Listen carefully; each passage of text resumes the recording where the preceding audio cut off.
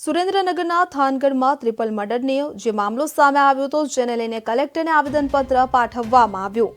મૃતકના પરિવારને ન્યાય સાથે વળતર આપવા માંગ કરવામાં આવી છે. તો થાનગઢ ટ્રિપલ મર્ડર મામલે કલેક્ટરને આવેદનપત્ર પાઠવવામાં આવ્યું છે.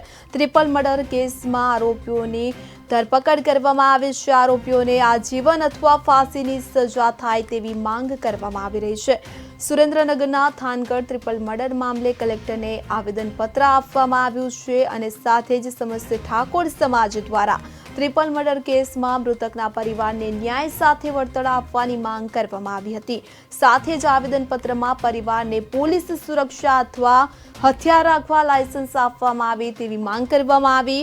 ઉલ્લેખનીય છે કે થોડા દિવસો અગાઉ થાનગઢ વિસ્તારમાં ટ્રિપલ મર્ડરની ઘટના બનતા વિસ્તારમાં ચકચાર મચી જવા પામી હતી.